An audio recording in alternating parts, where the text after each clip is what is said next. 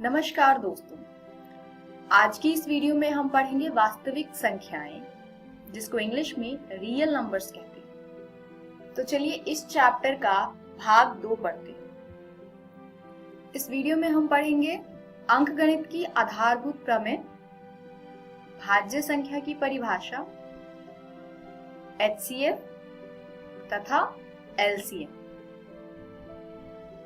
प्रमेय 1.2 यानी कि अंकगणित की आधारभूत प्रमेय।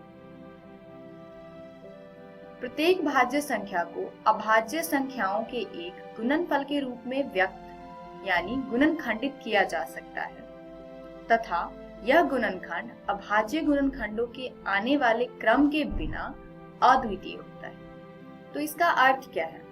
इसका अर्थ है किसी भाज्य संख्या को अगर हम गुणनखंडित करें यानी उसके अभाज्य संख्याओं के गुणनफल के रूप में व्यक्त करें तो ये अभाज्य संख्याओं का गुणनफल अद्वितीय होता है। यानी जैसे 6 का गुणनखंडित करें हम तो 2 गुने में 3, तो 6 को गुणनखंडित करने पर हर बार 2 गुने में 3 ही आएगा। एक प्राकृतिक संख्या का अभाज्य गुणनखंडन उसके गुणनखंडों के क्रम को छोड़ते हुए अद्वितीय होता है। यानी किसी प्राकृतिक संख्या का भी अभाज्य गुणनखंड अद्वितीय होता है। चलिए अब देखते हैं इस प्रमेय में प्रयोग होने वाले भाज्य संख्या की परिभाषा। भाज्य संख्या ऐसी संख्याएं जो एक और स्वयं के अलावा भी किसी दूसरी संख्या से विभाज्य हो जाए, ऐसी संख्याएं भाज्य संख्याएं कहलाती हैं। जैसे प्रथम कुछ भाज्य संख्याएं हैं 4, 6, 8, 9, 10, 12, 14, 15 तथा 16 एंड सो। जैसे 4 को हम लिख सकते हैं 2 गुने में 2 यानी 4 1 से तो विभाजित होती है और 4 से विभाजित होती है, और 1 और 4 के अलावा 4 2 से भी विभाजित होती है। इसी प्रकार 6 बराबर में 2 गुने 3, 6 1 तथा 6 के अलावा भी 2 अन्य संख्याओं से विभाजित होती है जो कि है 2 तथा 3। तो ऐसी संख्याएं भाज्य संख्याएं कहलाती हैं। चलिए प्रश्न देखते हैं। संख्याओं 26 और 91 के अभाज्य गुणनखंडन विधि से HCF और LCM ज्ञात कीजिए। तो चलिए दोस्तों इस प्रश्न का हल निकालते हैं। सबसे पहले हमने 26 का अभाज्य गुणनखंड किया जो है 2 गुने में 13। इसके बाद हम 91 का अभाज्य गुणनखंड करेंगे, वो है 7 गुने में 13। अब इन दोनों में ही 13 जो है वो सामान्य है यानी कॉमन है, तो HCF जो है 26 और 91 का वो हो जाएगा 13 तथा LCM होगा 26 और 91 का 2 गुने में 13 गुने में 7। चलिए देखते हैं कैसे आया। अभाज्य गुणनखंड हमारे पास कुछ इस प्रकार था, 26 बराबर 2 गुने 13 तथा 91 बराबर में 7 गुने में 13। तो हमने पहले लिखा ये 2 गुने में जो दोनों में ही समान है जो कि HCF है इसका, वो गुने में बचा हुआ 7। इस प्रकार हमने सभी संख्याओं को लिख लिया है। बस जो सामान्य है यानी कॉमन संख्याएं जो है उसको एक बार लिखना है। इस सबको गुना करने पर 182 आता है। तो 182 LCM है 26 तथा 91। ध्यान दीजिए 26 तथा 91 का HCF बराबर है 13, यानी संख्याओं में प्रत्येक उभयनिष्ठ अभाज्य गुणनखंड की सबसे छोटी घात का गुणनफल। इसी प्रकार LCM 26 और 91 का है 2 गुने में 7 गुने में 13 जो कि बराबर है 182 के। वो क्या है? वो है संख्याओं में संबंध प्रत्येक अभाज्य गुणनखंड की सबसे बड़ी घात का गुणनफल। यानी HCF होता है जो उभयनिष्ठ अभाज्य गुणनखंड है तथा LCM होता है प्रत्येक अभाज्य गुणनखंड की सबसे बड़ी घात का गुणनफल। अगला प्रश्न देखते हैं।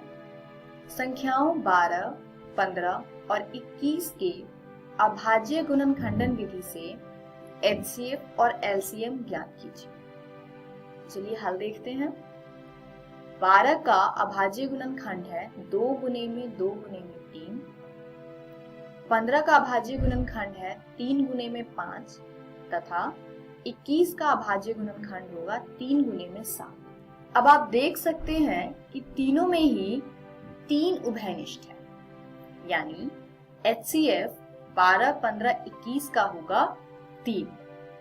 चलिए एलसीएम देखते हैं। एलसीएम के लिए हमने तीनों संख्याओं का भाज्य गुणनखंड लिख लिया है, तो एलसीएम आएगा 2 गुने में 2 गुने में 3 गुने में 5 गुने में 7, जो कि आएगा 420। इसमें हमने क्या किया है, 2, फिर ये 2 हमने लिखा है, 3 जो तीनों में ही कॉमन है यानी उभयनिष्ठ है उसको एक बार लिखा है, 5 की सबसे बड़ी घात 1 है यानी एक बार 5 आया है तो 5 लिखा है, गुने में 7, 7 भी सिर्फ एक बार आया है तो हमने 7 लिखा है।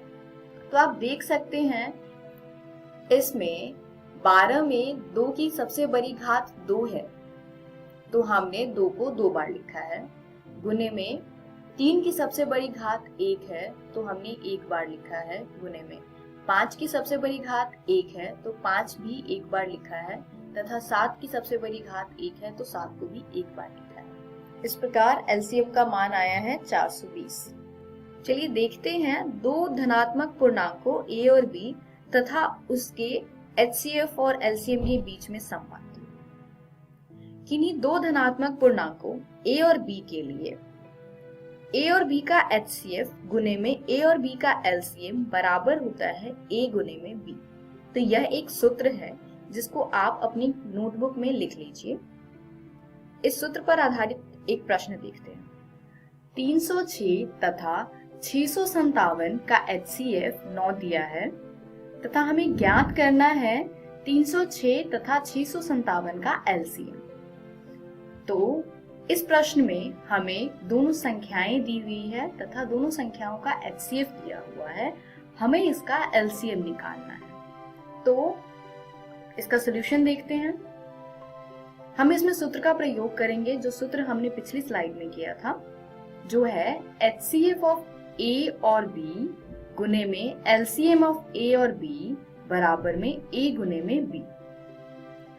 अब अगर हम इस सूत्र में दिए हुए मान को रखते हैं तो हमें मिलेगा 306 तथा 657 का HCF गुने में 306 तथा 657 का LCM बराबर होगा 306 गुने में 657।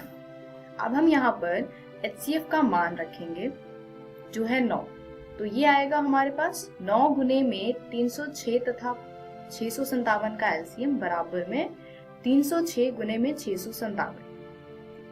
यहाँ हम सॉल्व करेंगे इसको आगे तो हमें प्राप्त होगा दोनों संख्याओं का LCM बराबर में 306 गुने में 657 बटे में 9।